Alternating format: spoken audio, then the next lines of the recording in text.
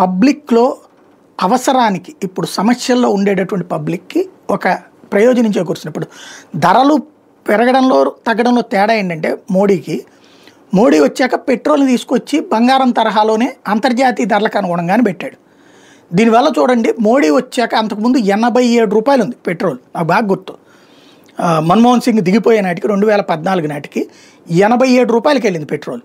వెళ్ళి మోడీ వచ్చాక 74 దాకా వచ్చింది, తగ్గింది. అప్పుడు తర్వాత మళ్ళీ పెరిగింది, ఇప్పుడు 104, 106 ఉంది. దానికి కారణం మధ్యలో 90 రూపాయల దాకా కేంద్రం వేస్తే ఆ తర్వాత వచ్చింది.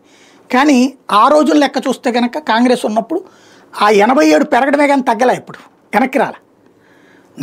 67 దాకా ఉన్నప్పుడు వచ్చింది కాంగ్రెస్, 87 దాకా తీసుకెళ్ళింది అది. కాబట్టి అలాంటిది ఇప్పుడు పెరగడము తగ్గుదల ఉంది పెట్రోల్ డీజిల్లో, గ్యాస్లో పెరగడం తగ్గడం ఉంది. అదే సందర్భంలో ఇప్పుడు నిత్యావసర వస్తువులు కూడా పెరగడం తగ్గడం ఉంది. అంత అంటే పెంచడం మాత్రమే మా బాధ్యత, తగ్గించడం నాకు సంబంధం లేదన్నది కాకుండా తగ్గించడం కూడా మా బాధ్యత అన్నటువంటిది ఒకటి ప్రూవ్ చేస్తున్నారు. అంటే ఇప్పటివరకు గత ప్రభుత్వానికి కూడా ఇలాంటి ఆలోచన రాలేదేమో, కాంగ్రెస్ హయాంలో ఉన్నాడు అప్పుడు జిఎస్టీ లేదు కానీ పన్నులు తగ్గించి ధరలు తగ్గించాలి ఆలోచన అయితే ఫస్ట్ టైం మోడీ గారికి వచ్చింది అనుకోవాలా? లేదు, నేను చెప్పాను కదా, అప్పుడు కూడా బడ్జెట్ అప్పుడు కొన్ని తగ్గాయి, 10 వస్తువులు తగ్గాయి, 100 వస్తువులు